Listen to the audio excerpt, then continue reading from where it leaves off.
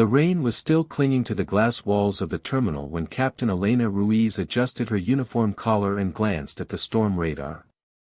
She had flown across oceans, over mountain ranges, even through volcanic ash clouds, but the name Paro International Airport, Bhutan still made her stomach tighten. Airline crews whispered about it in lounges and break rooms. Nestled in a valley surrounded by Himalayan peaks taller than 18,000 feet, Paro wasn't just an airport, it was a dare.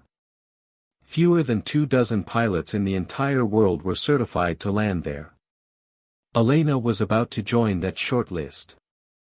As she walked through the jet bridge toward her aircraft, the conversations of passengers drifted behind her, laughter, nervous chatter, the sound of rolling suitcases.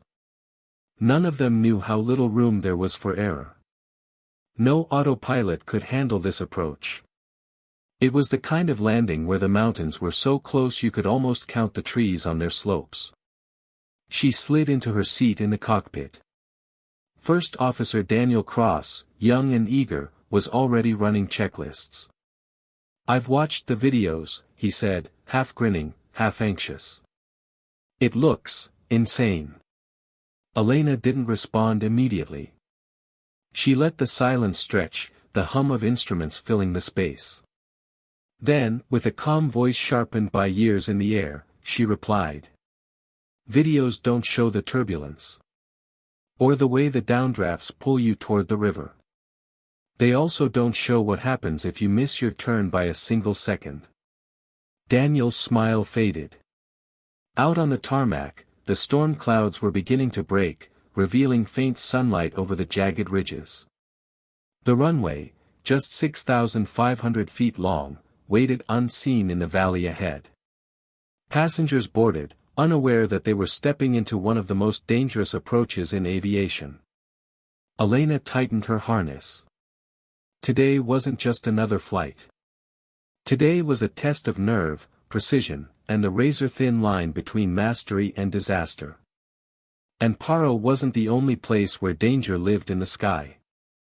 As Elena pushed the throttles forward, she couldn't help but think of the airports that had become legends, Lukla in Nepal, where the runway dropped into a cliff, Madeira in Portugal, with its terrifying crosswinds, and Kai Tak in Hong Kong, where pilots once banked between skyscrapers to touch down.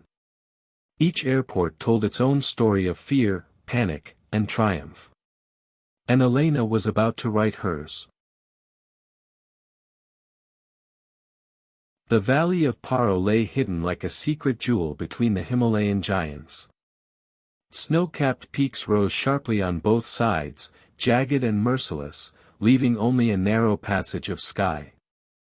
From the cockpit, Captain Dorji adjusted his grip on the yoke, sweat gathering at the edge of his brow despite the icy air outside. "This is not a landing," he muttered to his co-pilot. "This is threading a needle blindfolded." Below, the Paro Chu River glistened like a silver thread, winding its way past small clusters of prayer flags and temples perched on cliffs. The aircraft's wings seemed almost to scrape the mountainsides as Dorji angled left, then right, carving through a corridor so tight it felt like flying through a canyon carved by gods. Passengers held their breath. A tourist by the window, clutching a guidebook to Bhutan, tried to capture the view on her phone, but her trembling hands blurred every image. An elderly monk sitting nearby whispered a mantra, his prayer beads moving steadily, eyes fixed not on the mountains but on the faces of those around him, as if his calm could anchor their fear. The descent demanded precision, there was no instrument landing system to rely on, no forgiving margin of error. Everything depended on the pilot's judgment, his instinct, his memory of every rock and slope that framed the valley. The runway was invisible until the very last seconds, hidden behind hills, revealing itself like a magician's trick at the final moment. Dorji's voice crackled through the intercom, calm but firm, "We will be touching down shortly. Please remain seated and trust the process." Trust, the word hung in the cabin like fragile glass. Then it appeared, the strip of asphalt, narrow and impossibly short, a fragile ribbon unfurled against the valley floor. Gasps filled the cabin as the engines roared, the aircraft dipped, and rubber finally kissed the ground. The wheels shuddered, brakes screamed, but the plane slowed. The impossible had been achieved again. As the aircraft rolled to a stop, a silence lingered before breaking into scattered applause. But Dorji only looked out toward the towering peaks, his jaw tight. In Paro, every landing was a battle, every takeoff a gamble, and each victory only temporary, for the mountains never moved, never forgave. At nearly 9,300 feet above sea level, Lukla Airport was less a runway and more a dare carved into the mountainside. The locals called it the gateway to Everest, but for pilots, it was a passage between survival and catastrophe. There was no second chance, no aborting mid-landing. You either committed, or the Himalayas swallowed you whole. The morning fog clung stubbornly to the cliffs, veiling the jagged peaks in ghostly white. Inside the cockpit of the Twin Otter, Captain Suresh leaned forward, scanning the valley. His co-pilot read off the altimeter, voice tight, hands fidgeting over the throttle. Below them, tiny houses clung to the mountains like scattered dice, prayer flags snapping in the wind, bright colors defying the gray. Passengers sat stiffly, their silence louder than any turbulence. A young trekker on his way to Everest Base Camp gripped his backpack straps like lifelines. His lips were pale, his eyes wide.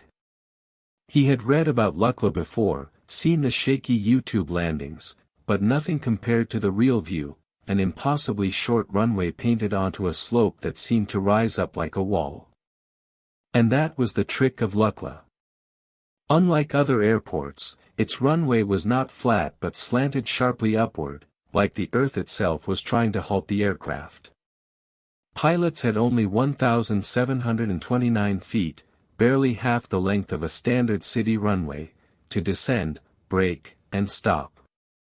Any miscalculation, even by a few meters, meant crashing into the cliff at the runway's end, or worse, plunging off the edge into the abyss below. The co-pilot's knuckles whitened as the mountain winds battered the small aircraft. A sudden downdraft rocked them violently, gasps erupted from the cabin. Someone crossed themselves, someone else whispered a desperate prayer. Captain Suresh didn't flinch. He had done this before, dozens of times, yet each approach felt like balancing on the edge of a razor. "Speed check," he commanded. "Approach speed steady, but high," his co-pilot answered.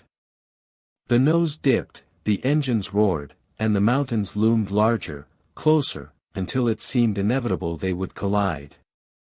Then, in a heart-stopping instant, the strip of runway appeared beneath them like a trapdoor opening in the earth. Tires screeched, the sloped asphalt caught the plane, and the upward incline dragged against gravity itself, helping to halt their momentum. The plane shuddered violently but slowed enough to stop just before the stone wall at the runway's end. The trekkers cheered, relief flooding the cabin like oxygen after suffocation. The young backpacker laughed nervously, the sound cracked and wild. Outside, the airport bustled with Sherpas, guides, and climbers, their chatter filling the thin mountain air. To them, Lukla was a beginning, a threshold to adventure. But for the pilots, every landing was a brush with mortality, every takeoff a leap into uncertainty. As Captain Suresh disembarked, he looked back at the sloping runway, framed by peaks sharp enough to tear the sky. He knew tomorrow he would fly again, trusting the same narrow stretch of earth to hold him. In Lukla, bravery wasn't a choice, it was the only currency that kept men alive. From above, Tegucigalpa looked deceptively calm.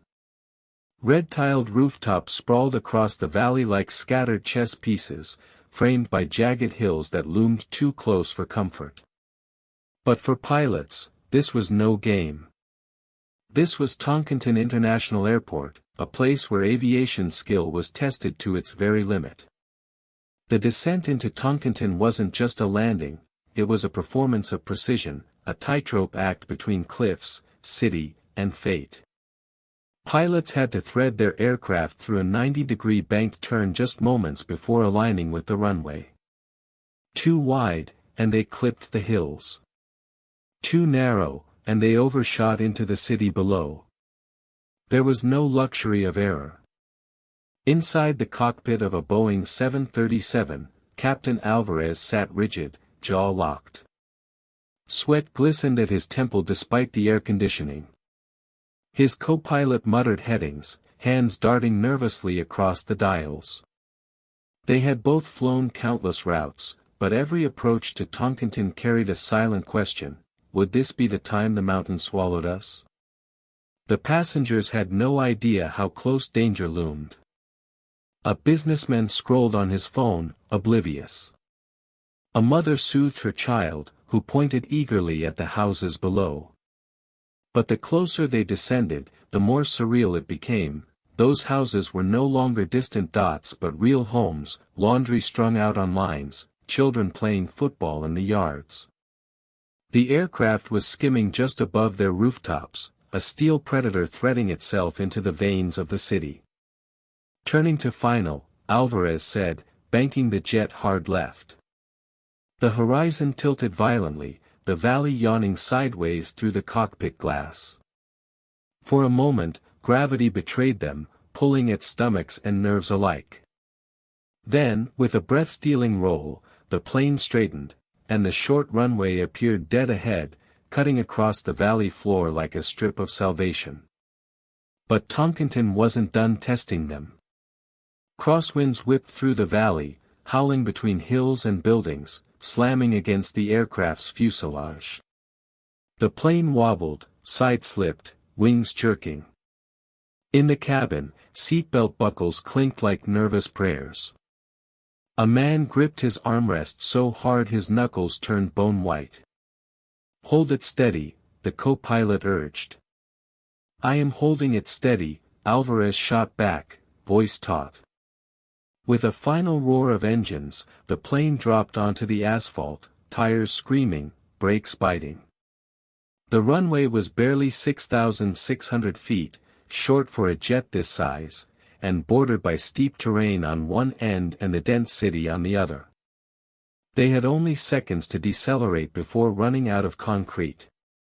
Passengers were thrown forward, oxygen masks rattled in their compartments, but the plane slowed, and finally ground to a halt. A stunned silence filled the cabin, then erupted into nervous laughter and applause. The mother hugged her child, the businessman exhaled for the first time. Only Alvarez and his co-pilot remained unsmiling, exchanging a glance that said everything: we survived Toncontin again. Outside, Tegucigalpa pulsed with life, unaware of the razor's edge their visitors had just walked. The city welcomed its travelers warmly, but its airport remained a gatekeeper of fear, demanding respect from every soul who dared to land within its grasp. In Toncontin, even the sky had teeth. The Atlantic stretched endlessly, a restless sheet of blue waves clawing at the volcanic cliffs of Madeira. At first glance, the island seemed like paradise, lush mountains rolling down into the sea, flowers spilling in wild colors across the hillsides, a land where the air smelled of salt and citrus. But for pilots, Madeira was less a paradise and more a gauntlet. The runway at Cristiano Ronaldo International Airport, perched precariously along the shoreline, was unlike any other in Europe. It didn't simply sit upon land, it floated above it.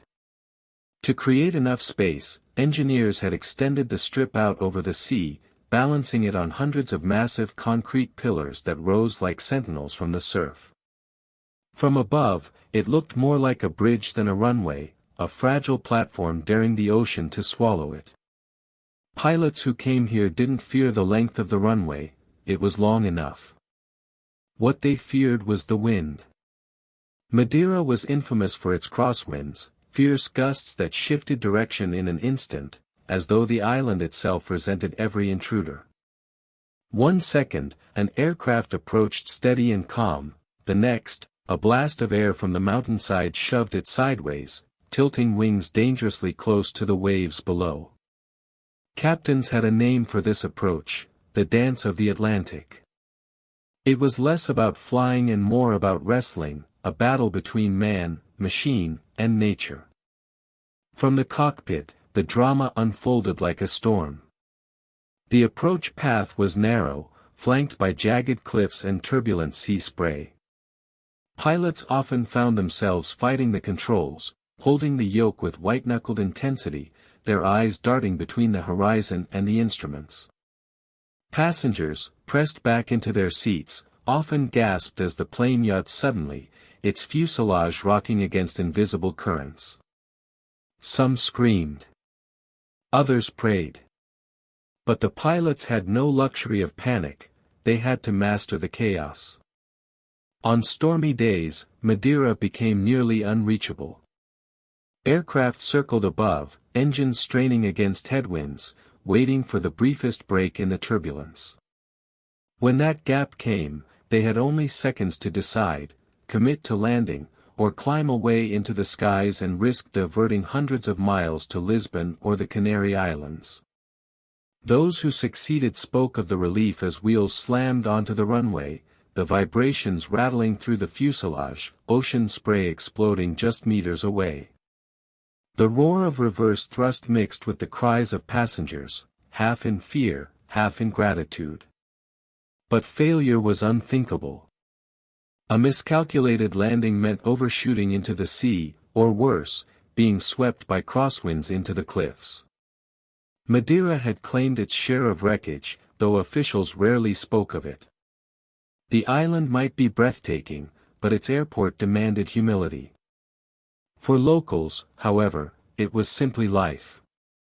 They would stand along the observation decks, watching jets sway and wobble as if the sky itself was alive.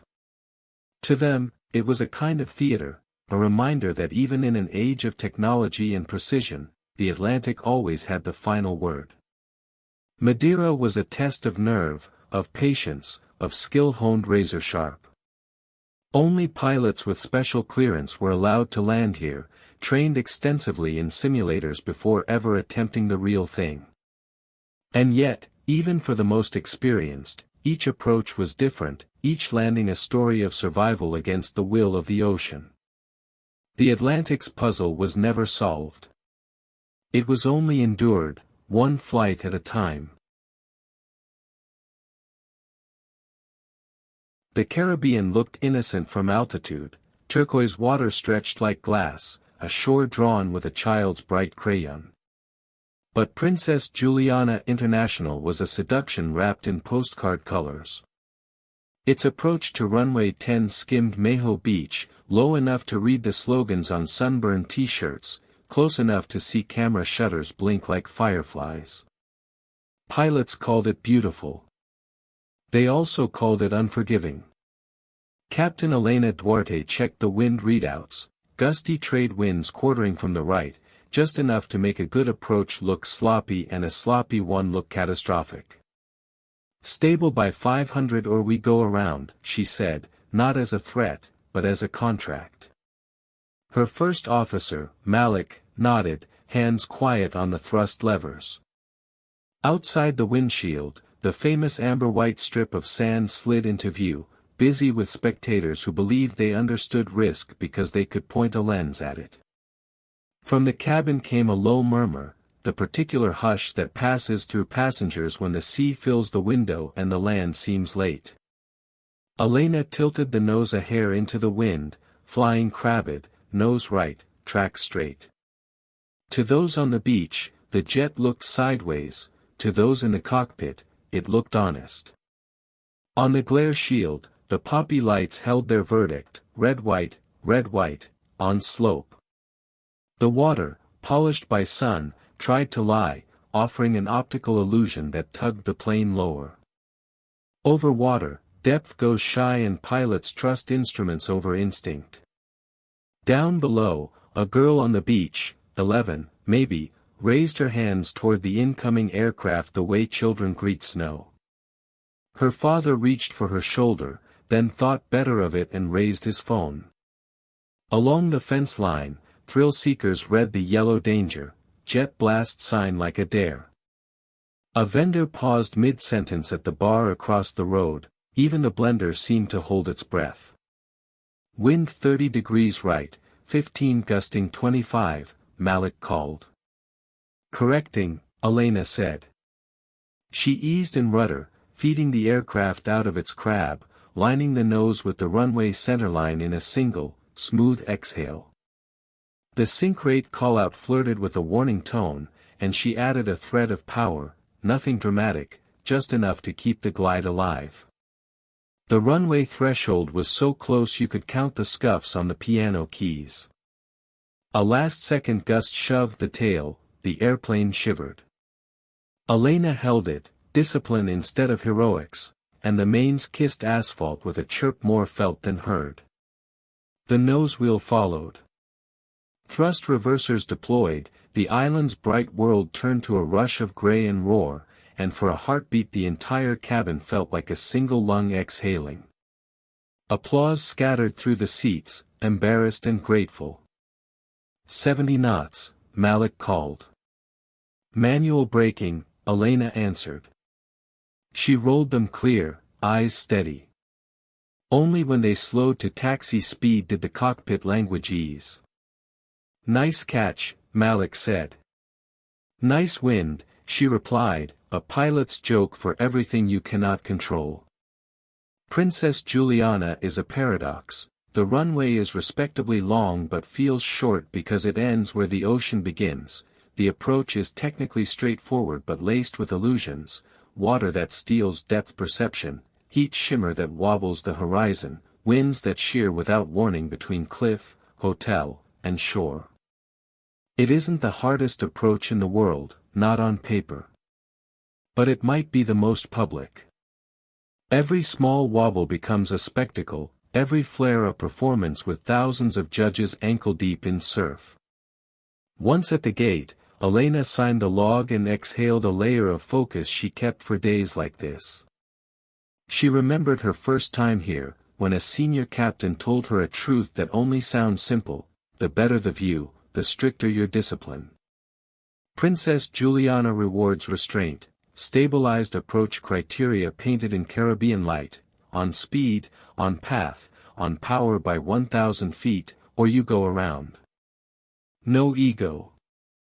No, almost. The beach doesn't forgive almost. Out on Maho, the girl with upraised hands asked her father, "Do they see us?" He hesitated. "They see everything they need to," he said, and it was truer than he knew. In the cockpit, Elena had not seen faces, but she had seen obstacles, angles, indications, a grammar of survival. The difference between show and craft is the difference between applause and arrival. Later, taxiing out for departure, they lined up facing the sea. Departure here came with its own theater: power up, brakes hold, engine spool, release, and a blast that could bowl over the unwary along the fence. Elena checked the winds once more. The ocean obligingly refracted sunlight into a white road. She thought of all the viral clips of this place, beach towels airborne, hats sacrificed to the runway gods, and of the quiet charts and numbers that never go viral, the ones she trusted. Set thrust, she said. The jet lunged forward, weight transferring, wheels thumping seams. The beach rushed past like a rumor. At rotation speed, she lifted, and the airplane answered, pulling free of asphalt, then water, then spectacle, climbing into air that belonged to no one. Below, the island shrank to a postcard again. In the cabin, plastic window shades clicked, earbuds resumed, life rethreaded itself. In the cockpit, hands hovered, scanning, confirming, ritual over adrenaline. Princess Juliana would remain what it had always been, a place where strangers reached for a plane as if they could touch it, and pilots reached for a composed landing as if the world were watching, because here, it is. The myth is the beach. The truth is the checklist. And yet the beach matters, too. It reminds us that aviation's miracles are not performed behind curtains. Sometimes they pass just above your fingertips, low enough to hear the hydraulics sing. Low enough to feel the weight of mastery. Tomorrow another aircraft will appear over the surf, another captain will square a crab into a straight line, and someone on the sand will forget to breathe until the wheels whisper the runway awake. That's the pact here, spectacle for discipline, awe for precision. And on most days, everyone goes home with what they came for.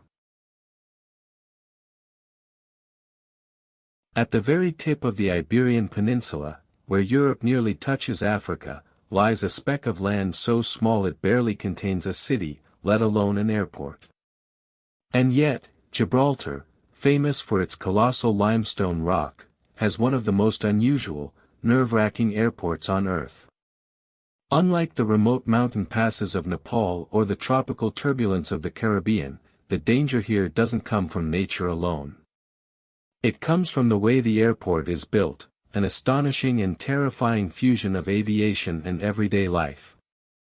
Imagine this: your plane descends, engines roaring, wings trembling against the crosswinds sweeping off the Strait of Gibraltar.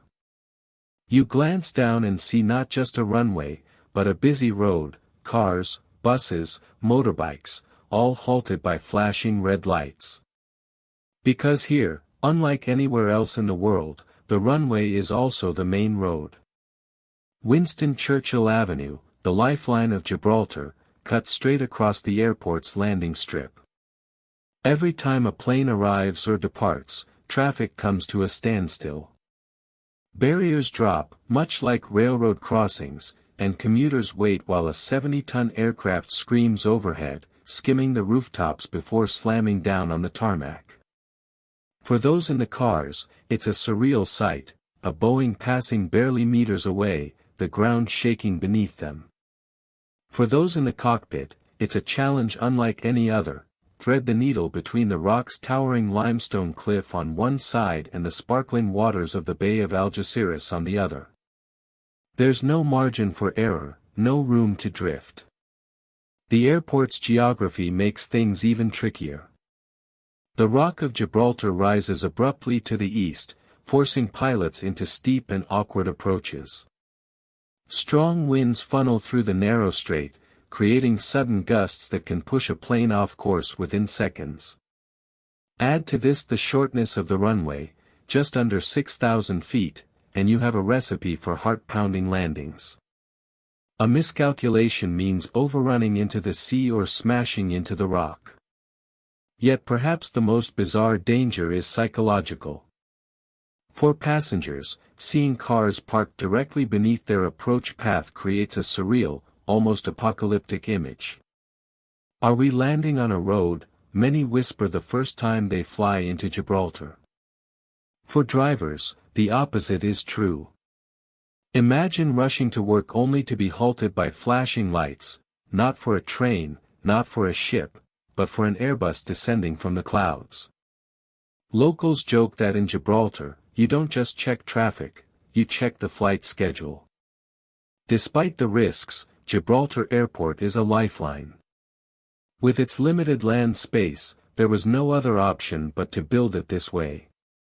It is both a symbol of necessity and ingenuity, proof of what happens when geography, politics, and engineering collide in one of the most unlikely places on Earth. And yet, every landing is a test of nerve. Pilots must commit, passengers must hold their breath, and drivers must wait patiently as aviation and daily life intersect in the most literal way possible. It is not just an airport, it is a theater, where every act is played out beneath the shadow of the rock, and where the line between safety and catastrophe runs thinner than the painted stripes on the runway.